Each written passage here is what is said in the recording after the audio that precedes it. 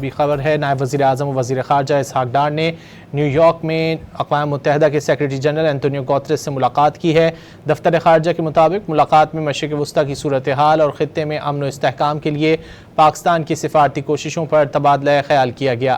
اقوام متحدہ سلامتی کونسل اصلاحات، جموں کشمیر، افغانستان اور فلسطین سمیت اہم امور زیر بحث آئے۔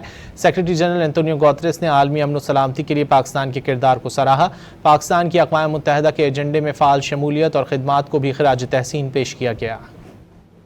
بھی خبر ہے نائب وزیر اعظم و وزیر خارجہ اسحاق ڈار نے نیو یارک میں اقوام متحدہ کے سیکریٹری جنرل انتونیو گوتریس سے ملاقات کی ہے۔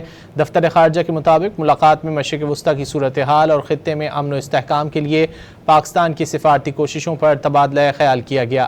اقوام متحدہ سلامتی کونسل اصلاحات، جموں کشمیر، افغانستان اور فلسطین سمیت اہم امور زیر بحث آئے۔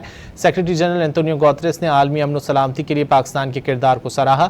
پاکستان کی اقوام متحدہ کے ایجنڈے میں فعال شمولیت اور خدمات کو بھی خراج تحسین پیش کیا گیا۔ بھی خبر ہے نائب وزیر اعظم و وزیر خارجہ اسحاق ڈار نے نیو یارک میں اقوام متحدہ کے سیکریٹری جنرل انتونیو گوتریس سے ملاقات کی ہے۔ دفتر خارجہ کے مطابق ملاقات میں مشرق وسطیٰ کی صورتحال اور خطے میں امن و استحکام کے لیے پاکستان کی سفارتی کوششوں پر تبادلہ خیال کیا گیا۔ اقوام متحدہ سلامتی کونسل اصلاحات، جموں کشمیر، افغانستان اور فلسطین سمیت اہم امور زیر بحث آئے۔ سیکریٹری جنرل انتونیو گوتریس نے عالمی امن و سلامتی کے لیے پاکستان کے کردار کو سراہا۔ پاکستان کی اقوام متحدہ کے ایجنڈے میں فعال شمولیت اور خدمات کو بھی خراج تحسین پیش کیا گیا۔ بھی خبر ہے نائب وزیر اعظم و وزیر خارجہ اسحاق ڈار نے نیو یارک میں اقوام متحدہ کے سیکریٹری جنرل انتونیو گوتریس سے ملاقات کی ہے۔